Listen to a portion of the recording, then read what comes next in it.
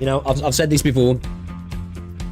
If a gacha, because I understand that most gacha games have to have, or at least attempt to have, some sort of stat-stick content, right? It's a way to encourage account progression, character building, vertical investment, horizontal investment, and inevitably encouraging you to pull on characters, right? Whether that comes from timers, whether that comes from DPS checks, stat checks, whatever it might be, or potentially gimmicks that are really tailored to a particular character, then, you know, that's, I understand it, I get it, it's going to happen. Do I want that to permeate the entire game? No. I'm okay with it being a section of either endgame or events to encourage that sort of investment into your account, but allow genuine, interesting, difficult, engaging endgame content for the rest of the game. That's my viewpoint when it comes to timers in gacha games. So yeah, I don't want to see the entire game become filled with timer-based content because it's boring, and we've seen it all before, right? We're just treading the same old tracks when it comes to that stuff. So, with that being said, shall we watch this video? So we got this one here from Vulpez TF. DPS checks with timers at Gacha Slop. Keep them out of Arknights Endfield. So it's come to my attention recently as Hypergryph's strongest warrior that Arknights Enfield's endgame is receiving some Hypergryph's strongest warrior. Hey, I'm not gonna lie. That's a debatable title nowadays, man. We got a few warriors, man. We got a few warriors out here fighting the good fight. And specifically some people whose motives may or may not be in good faith are begging on their hands and knees for Hypergryph to delete modes like Umbral Monuments and replace it with a DPS check with a timer type endgame mode. Now listen, I know intellectually and spiritually that we have to suppress our egos and listen to people with different perspectives, but I have to be honest on this one, okay? When I heard people legitimately asking for the interesting and somewhat unique endgame modes we have in Endfield to be replaced with a DPS check with a timer. I'm going to push back a little bit here. I wouldn't exactly say Umbral Monument is interesting. It's I wouldn't call it unique. I like what they're trying to do, and I think there's baselines to build off on with interesting mechanics, right? I think it's all dependent on the mechanics that they add here. Whether that be stage mechanics and boss mechanics or just enemy mechanics and such like that. I do think there could be some really cool stuff, right? And the fact that the timer is there, but is very liberal, allows for some interesting stuff to be done, and allows you to actually kind of have some challenges you can set up as well, because you've got quite a liberal timer, so you can actually, you know, have the timer be a thing as well if you want to like do solo stuff or whatever you want to do. But I don't know if I go so far at the minute to say I find it massively interesting. It's fun, I do enjoy it, but it's nothing spectacular at the moment. I don't even look at Umbral as proper endgame, really. It's like EX stages, as we said before, right? Like it's just like plus, you know, it's just plus stages, really. Timer at the top of the screen. I had this very raw and primal reaction. I think my cortisol levels spiked, my pupils dilated, I felt my breath catch in my throat a little bit. I imagine it's what my ancestors must have felt back when they noticed their tribe was being hunted by saber-toothed tigers and they had to fight off the pack with nothing but a rock and a sharp stick. Needless to say, I think DPS checks with timers at the top of the screen are uninspiring content. Quintessential gacha slop. Enfield's current endgame modes might not be perfect right now, and it's not only slop and uninspiring, it's unintuitive, and I understand why they do it. As I've just said at the start of this video, right, that it encourages investment in your account and potentially for pulling characters, and then, you know, you can add on gimmicks as well to ramp that up a little bit, right? But I also think it takes onus off the developers to make good content, because if you slap a timer in, that's the artificial difficulty, and you lose engaging, enjoyable, replayable content then, don't you?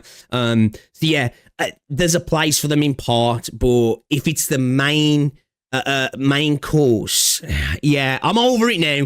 Like, I'm sick of it, right? We've got enough gacha games that have these, whether it's turns, you know, if it's a turn-based game, or it's timers, let's have something more, man. Let's break the scene. You know, let's do what Arknights did. Let's give us engaging content. And we can get into that in a little bit, but a DPS check with a timer is not the answer, and there are several reasons for that. You're not evil, but his face. The holy grail of game design, and that's player freedom. Right now, Umbral Monuments presents you with a combat encounter alongside some unique modifier, and you have 10 minutes total to beat the encounter. The DPS check bourgeoisie would advocate that a strict timer forces the player to learn quote-unquote proper DPS rotations in order to beat the encounter in time. And here's my answer to that, okay? There's nothing stopping you from doing this, whether the timer is 10 minutes or 2 minutes. Exactly. Because I did see a certain someone talking about this, but all timers do is encourage efficiency.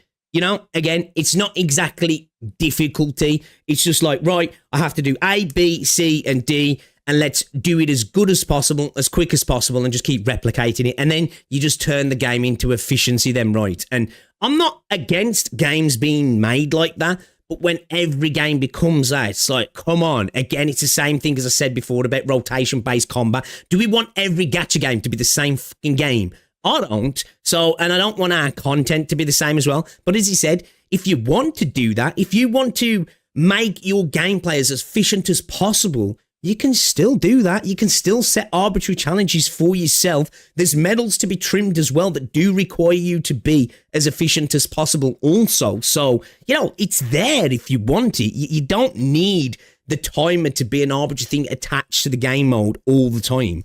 I would like to pose this question. Would a game like Elden Ring be a better game if they gave you a 2-minute timer to DPS check every boss? Right. Because similarly, you can optimize your damage in Elden Ring. You can hunt down all the best spells and the best items, and you can watch videos on meta builds, and you can spend 10 minutes outside the boss door applying buffs so that when you walk in, you one-shot the boss. You can do that. You can. It also removes variety, right? Because it all becomes about the most meta, most efficient way of doing it, which really funnels down the kind of way to go about it. Right now, of course, there'll be people who can do it outside of that, but for 99% of the players, there'll be one way to go about it, and kind of really only one way with some slight changes. But when you get rid of that, you can tackle things in a different way, less efficiently, but you can still get it done right. Gives a bit more freedom as well. Also equip 2 great encourages swords, genuine difficulty also. An 80 strength, 80 vigor stat split, and beat the game by jump attacking every enemy. You have the freedom to approach the game however you like. If you want, you can have a battle of attrition where you memorize the boss attack patterns, and you can have a 10-minute fight, and that can be super exhilarating and rewarding. And on the other side, you can blitz the boss with DPS and not mess around with any of that stuff, not bother with attack patterns or dodging or anything, and you can beat the game that way. Umbral Monument 10-minute timer, I think, works the same way. It's the same principle of game design. You can spend, several runs all this time learning how to perfect dodge the boss's attacks. You can equip 2 healers if you want to, and just have a long battle of attrition. That stage, that particular that like part of that stage pisses me off. I just mess it up constantly. Or you can memorize your DPS rotations and blitz the enemy with DPS, and you can clear it that way. The game design gives players the freedom to be creative and develop their own preferred path to victory, which I think is always going to be better foundational game design than as well. Coming from, obviously, other games, but coming from Arknights as well, that's like what it's all about, right? We speak about this all the time when it comes to Arknights, in the variety of viability, right? The ability to tackle stages in so many different ways. Like Arknights, as we've said before, this is one thing I love to do. When I clear a difficult stage on Arknights, I like to go and see how other people have cleared the stage, because I go into stuff blind and I'm E1. So when I see the different way, it's like the variety and the unique clears are just so different, where you watch somebody clear in most gacha games and it's usually the same thing you've did, but they might have just done it a little bit more efficiently,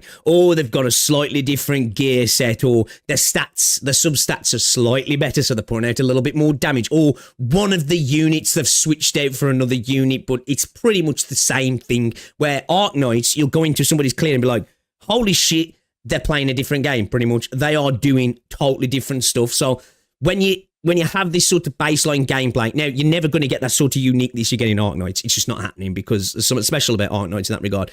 But it will allow, as we go forward with bigger teams and bigger rosters, for more of an ability to do that right. And I'm totally here for that, and I encourage it as well. Tatsu, sorry. Thank you very much for the super chat, my guy. Welcome. Pogranachik main assemble. Yes, I'm loving my physical team at the moment. Thank you very much for the super chat as well. I've only got a physical team and an electro team at the moment, and I'm really enjoying the physical vulnerability breach crush team. It's a blast to use, man. Appreciate the super chat.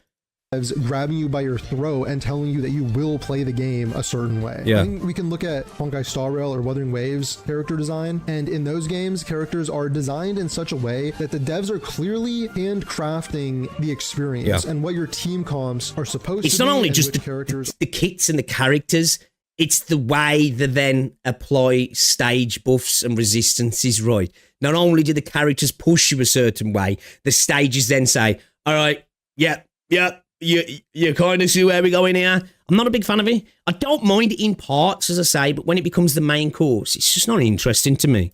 Are supposed to be used together, and there's not really room for player creativity in anything from builds to team comps to DPS rotations. And if you try to color outside the lines on these things, or if God forbid you pull the full premium 5-star team, then you're going to be severely punished by the lack of synergies. And these can still be really fun games, don't get me wrong. Like the Steelman, the Ups. Like, again, Wuthering Waves has amazing combat. It's fun to do, right?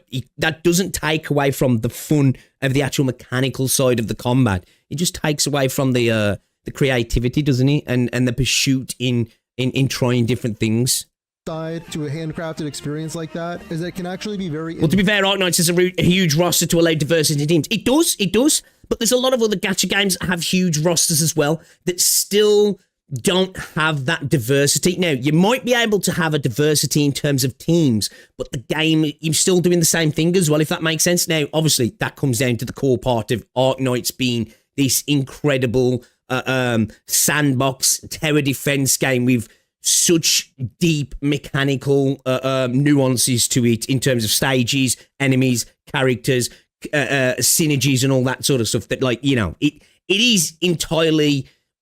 It is really quite unique in the space, in a sense, isn't it? Really. So, again, it does, in my opinion, it doesn't matter how good they get at this sort of stuff with Enfield, in my opinion. I just think they'll never be able to mirror that or replicate it, just fundamentally because what the game is.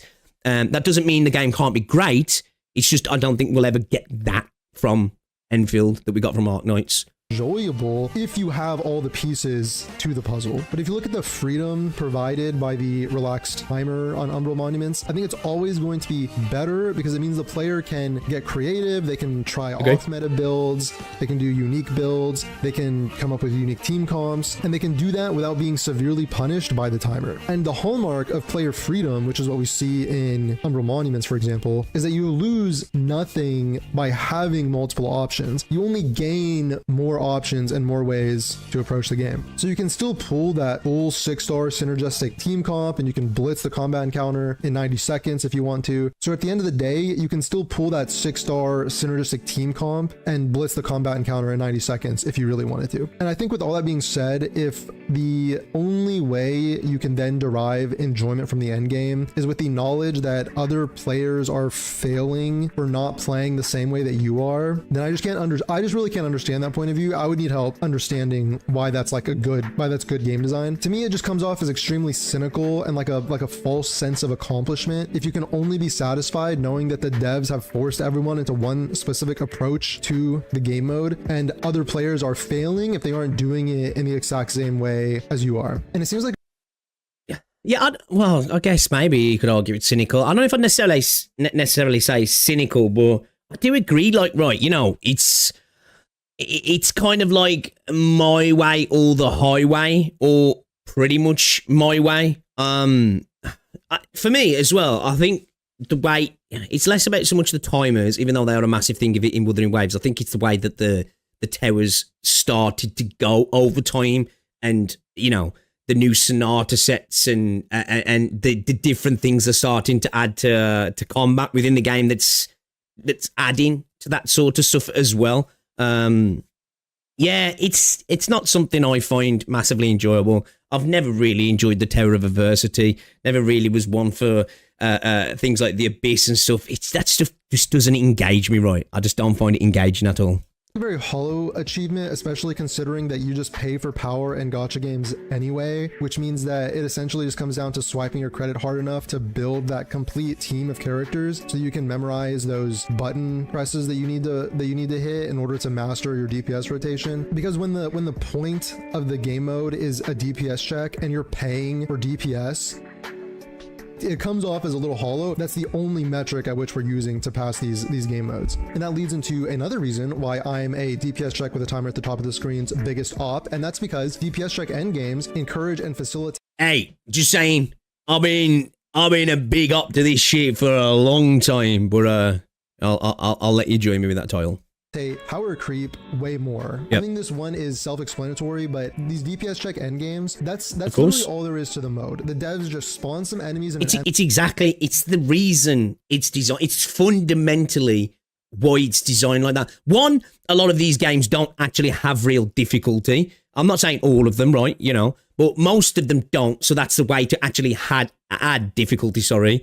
And then it just allows from a base design to start layering stuff on top as you go through the game to add creep, right? Whether it be mechanic creep that requires particular characters, whether it be resistances and debuffs and buffs and whatever it might be in synergies, or potentially just straight up HP inflation. You know, they're fundamentally, for the most part, designed that way to make that sort of stuff easy to apply to the mode, which then just, it facilitates the push towards, well, you know, this new shiny character, it'll fix all of your problems if you just want those couple of little bits of you know, currency out of the mode as well. It's why, as well, I like it when games really have, if they do add it to the end game, they have it at the low end of the end game. It's like, just engage with the end game, do the basic stuff, and here's the pull currency, right? You know, rather than, and then if the people want those self-awarded prizes of, well, I cleared this all in the right time, it's up to them then if they want to then start getting dupes and spending on stuff, because it really doesn't matter for that free-to-play player, right? But still, yeah, it sucks. Empty room and you have to beat them in 2 minutes. So how can the devs possibly make that harder or different over time? Well, they're just going to increase enemy HP and then increase the character damage multipliers. Sometimes they'll make enemy mechanics that require certain characters a la Genshin and Star Rail, and these aren't even real mechanics. They're just, you know, if you have X character in your team, you win type mechanics. But it's just like simple math, right? If you have a 10-minute timer to beat something and that's forcing a DPS check, power creep would result in like these massive jumps in HP values, whereas a 2-minute DPS check means that devs can inch forward bit by bit, simply because like damage per second across a larger amount of time results in more damage and more health, right? And in a game mode where the point is to do DPS, that is the only mechanism through which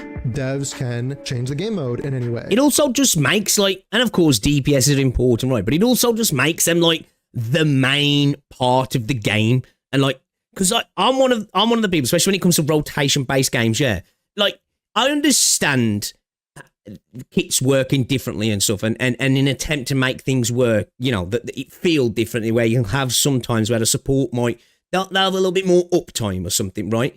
And then you'll have supports where it's like in, out, onto the DPS kind of thing to facilitate as much damage as possible. But I'm at the point that I'm like, man, when I've pulled on a character, I hate the fact that I don't get to see them on field often, because their job is to get on, apply whatever they need to apply, build whatever stacks they need to build, get the fuck off field to let the DPS just be on field all the time. And that's why in certain games, people just really only care about pulling on the DPSs, although the supports really facilitate them in a stat sense. The actual involvement of playing the game, there's just not much there for them. It's why I do really like the fact that, you know, you do have all characters on field, even if you are choosing to use a particular character as well, in Enfield. It kind of removes that worry, because you're seeing your character doing the things all the time. And if you want, anyway, you can just play as a support unit anyway, or your SP battery, and you're still kind of getting what you want to get out of them, right? Out of the team in general, I mean. That is the only thing that you're engaging with is DPS, health pools, and damage multipliers. And sometimes, like in Wua, for example, those DPS checks can feel so strict that I don't even get to engage with enemies anymore. I don't even bother trying to dodge or parry because that's just a loss of DPS. All I do is just mash my keyboard as fast as I possibly can to complete DPS rotation. Just face tank it and put it out. Those teams, but you lose out on some things. You lose out on being able to like engage with the enemy. Now, when you have a longer timer and there's more freedom to approach a combat encounter from different directions, how can the devs make things interesting if they're not just relying on increasing HP pools and damage modifiers? That question leads into the next reason, and that is that a longer timer allows for devs to create more interesting enemy designs, exactly, combat encounters, true mechanics, true difficulty, beyond just spawning some enemies in an empty room and telling you to kill them in a certain amount of time. Take for example this encounter with Umbral Monuments with the beetle monsters, where they're just constantly charging around all over the place, and there's a unique modifier. Oh yeah, on the agony mode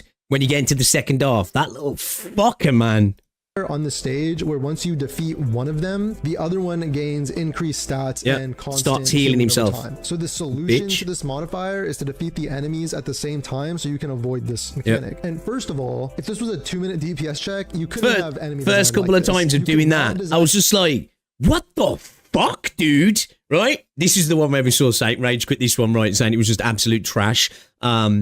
Yeah, man, like it encourages those switch ups in mechanics, right? And this is where I say, I hope to see in future. Now, I know we had the gas, you know, the damage over time stuff, but I hope to see really, truly interesting stage mechanics, which it looks like we're starting to, well, we've already seen some of that in 1.0 with was it the Triagalos, whatever it's called, you know, when it does the AoE, and what's his name, the dude with the pipes, where he drops down the walls and you can hide behind them to avoid the damage, and you're getting the leaf dome on the Triaglos to avoid the damage as well.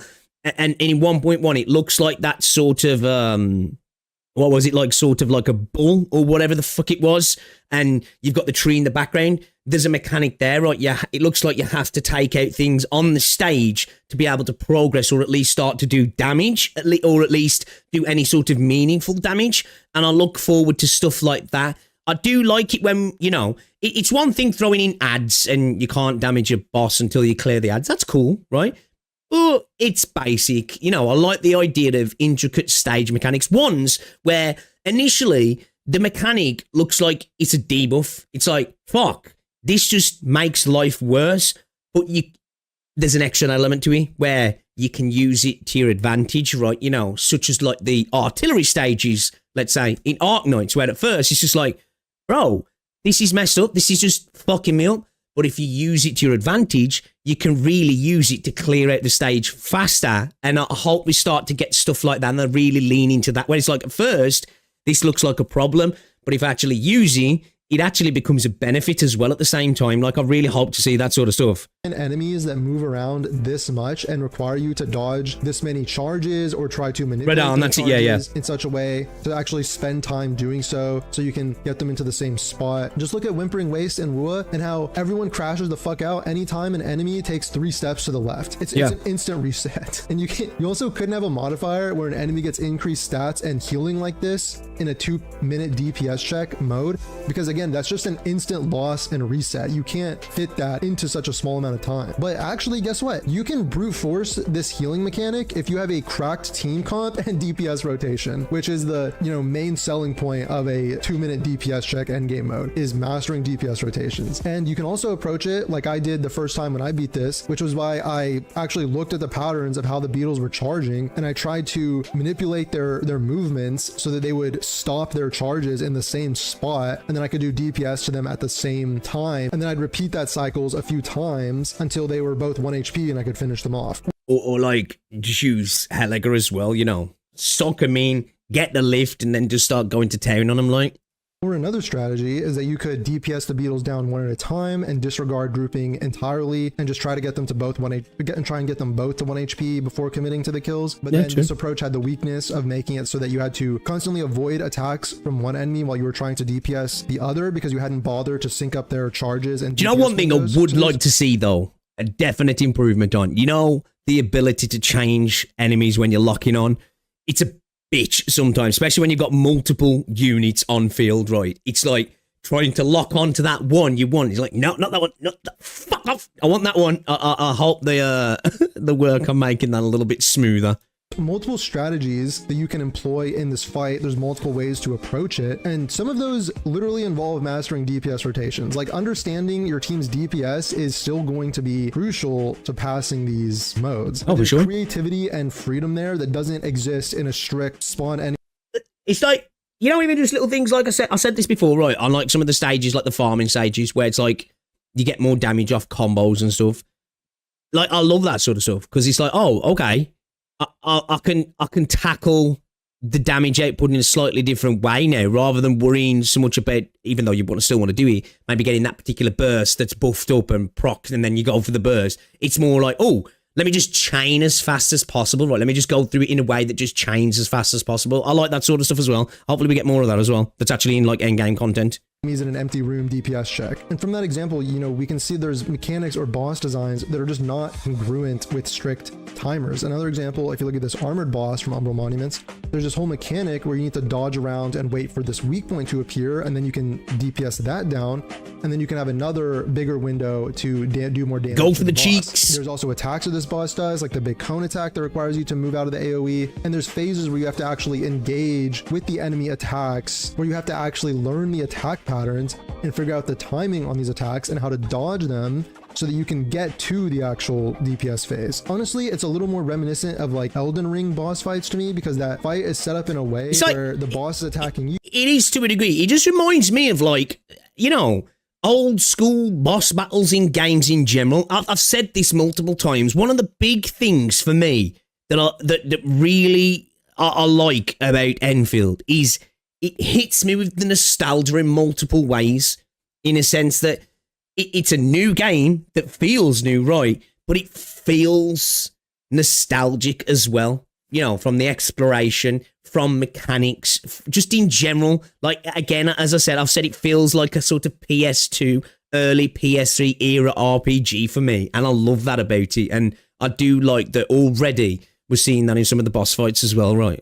Obviously, I do want more nuance and extra layers, though. And you know it's their turn to be attacking, and then you get your opening. You got a new video in 23 minutes. I probably won't watch it today, but if you slap it in my Discord. To the strict DPS timers, where you're actively punished for engaging with enemies, and the only thing you really care about is if some attack animation causes them to move around too much and ungroup, which usually results in an instant reset. And from the implementation of the weak point mechanic, you can see how the devs are able to creatively introduce a requirement for learning proper DPS rotations, because you have a small window to actually break the weak point. So you need to be able to manage resources like ultimates and skill points in preparation for that phase, and use them appropriately to break the weak point during your damage window. Or at the very least, you need to understand your team's synergies and buffs and combo skills and stuff like that. So I think this is obvious how this kind of game design is more interesting and more engaging than simply spawning enemies in an empty room and telling you to smash your keyboard as fast as you can to do DPS to them inside the time limit.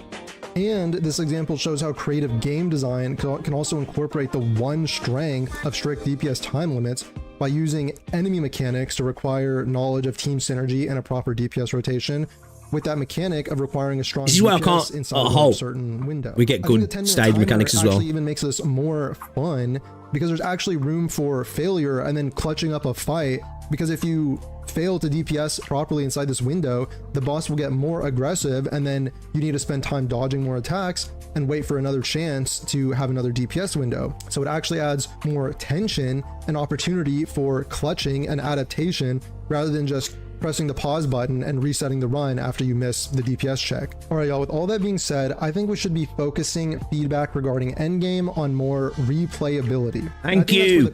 Yes, a man after my own heart here. A man after my own heart. This is what I've been saying. Like, too many endgame modes are one and done. Clear it, get my rewards, thank fuck that's out the way kind of thing, right? Unless you just want to sweat, like learning a perfect rotation, let me make it more and more efficient for the next same thing again. I want replayability, you know? I want replayability. I want modes that encourage me to play again and give me different experiences as well. Now, I know that's much harder to do. It's way easier to just go, timer, there you go.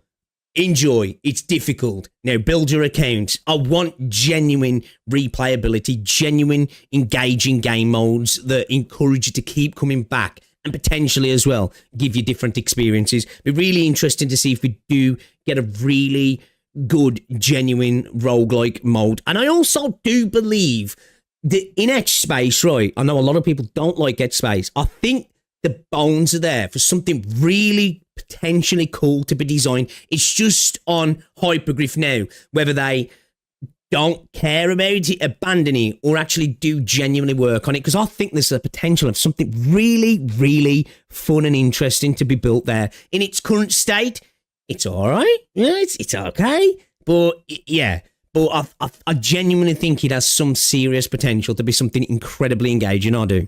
Of Enfield's game modes are right now. True replayability is where you can jump into the game and you want to play a game mode simply for the love of the game and perhaps to slowly grind some sort of like reward or upgrade structure. I've heard 1cc say that DPS checks with timers are replayable game modes because you'll just play the fight over and over again trying to get better clear times. And I've been playing gacha games for many years now, and that just doesn't interest me. I know it does for some people, right? And fair play. I'm just not that sort of person where it's like, yeah, I did it 5 seconds quicker than last time. Yes, I've cut off 30 seconds. Oh, I got a sub 1 minute clear. I don't care. I want to clear something, and if it was fun, I'll do it again. If it was just hard, I get the satisfaction of, oh, I cleared something hard, right? Something that engages me to play a game, gives me a different feeling, gives me something to build towards, right? Either something to grind towards or something to build towards, or just a different experience each time. That is far more interesting to me.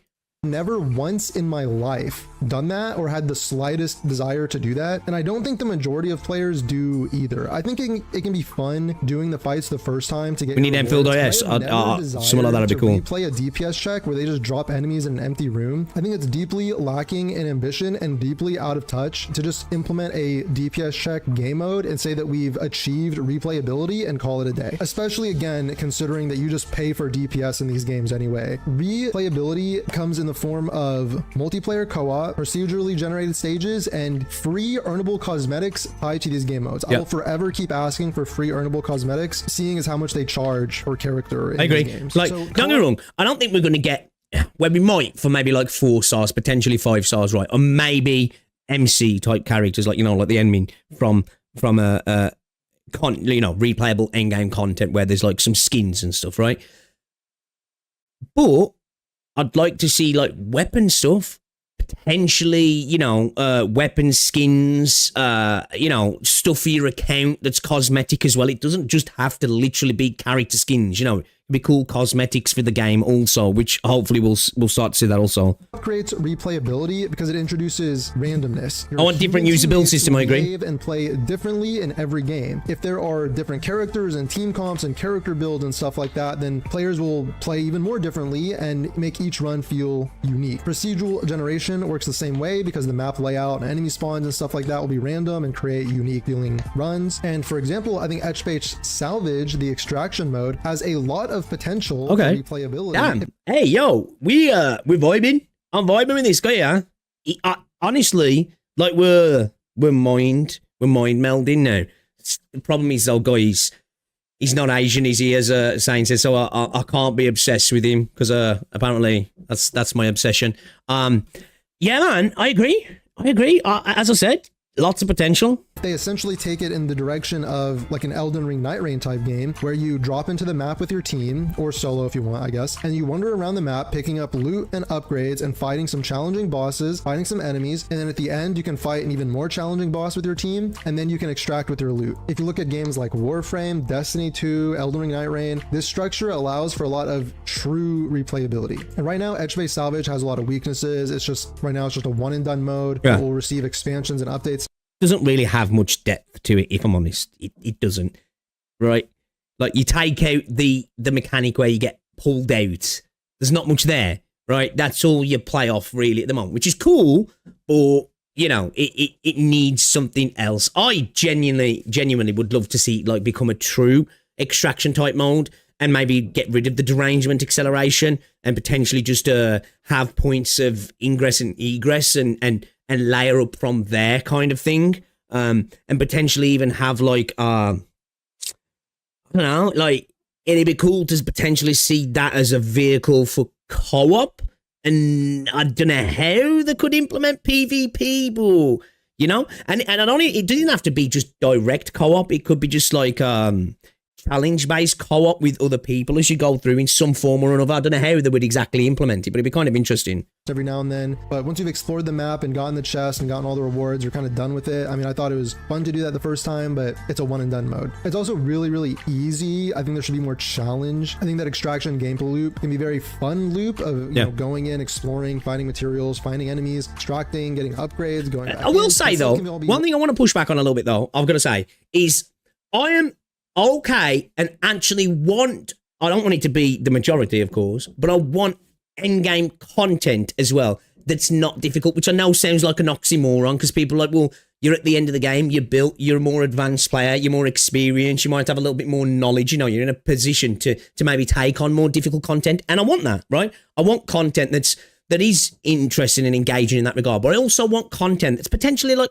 cathartic, you know what I mean? It's a all right, let me just relax here. I'm just going to chill and kind of mindlessly go through something that's got a lot to it, where that potentially could be something where it's, you know, procedurally generated or something like that, or a roguelike element where there is difficult content to it, but there's also that sort of content where it's where I can just grind, I can just go at it and just build from and have something to achieve within it, where I can kind of just mindlessly switch off, have a podcast up on the other screen or be watching something on the other screen and just play through it for hours without having to be like locked in kind of thing. Really fun. I think there needs to be some challenge to it. There needs to be some risk reward to it. I really think that Edge Space Salvage, it could essentially work similarly to Elden Ring Night Rain, which in my opinion is the gold standard for replayability, because the game doesn't even use any cheap dopaminergic reward structures or upgrade structures to keep you playing. When you log into Night Rain, it's simply for the love of the game, and it's because the Elden Ring combat formula is just so incredibly strong, and then the cooperation between your teammates is so satisfying, and there's enough challenge in the mode where overcoming those challenges feels extremely gratifying. So you're really just logging in for the fun of the game. Every single run is just fun to do. But you know, maybe you don't like the Edge Space Salvage idea, you know, y'all are creative, you can come up with your own ideas. Honestly, I know it sounds super basic as well. I would like to see just some sort of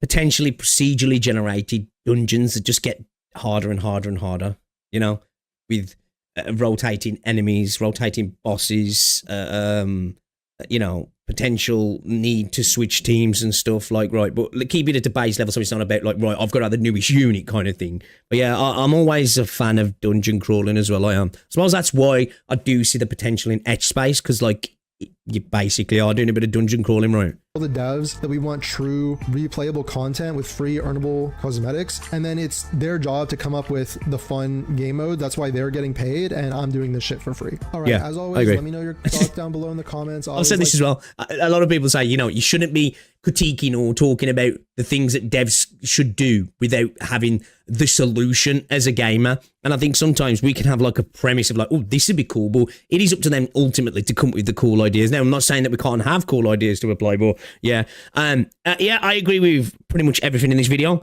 I think timers are an easy way for devs to just apply difficulty. They're an easy way to encourage purchasing of new characters and whatever. They're a way to encourage the gear treadmill, the constant rat race, without it actually being something you want to do. It's just like, well, you need to do this because you need that crit here, or you need this particular element here, or you need this particular synergy, otherwise it's just not going to fucking work for you, and you've got to lock in and be as efficient as possible. Talking about the sort of end game, as I say, I want something that's replayable. I want difficult content. I also want just interesting content, that it's not about difficulty, to switch off and just grind the hell out of it. I do honestly want to see stuff that does incorporate the factory system as well, whether that be you know, efficiency challenge type stuff, you know, having to produce so much stuff in a set time, you know how you do when you first do some of the tutorials, and to get the bonuses on some of them, it's like produce so many goods per minute or something like that. Build something off of that, add in like the old school Arknights mold and meld it together. We've kind of got that sort of tower defense stuff that's in the game. So the sort of stuff there, but build on that as well. Make the base build, and it can be in instances as well, right? So it doesn't have to affect the potential performance of the game as well. You can go into instances and you do these sort of things, and I think that'd be a real cool way to actually add PvP content as well, because it wouldn't be incumbent upon the units you've got. It'd just be how good at building shit are you. I think that'd be a cool thing to do, but I would definitely love to see some sort of isometric drop units down, have some sort of control over them, bring in the base stuff as well, but build upon it. I know, like I say, we've sort of kind of got that with some of the tower defense stuff that's in the game now, but I really think that could be a good way to go. But yeah, man, great video. Great video. I'm going to have to subscribe to this Vulpes dude. I've seen some of his videos popping up on my feed recently. So, yeah, man, I like what bro is dishing out here. This is a good video, guys. You should definitely go check out this Vulpes TF. This was a good one, man. I agree.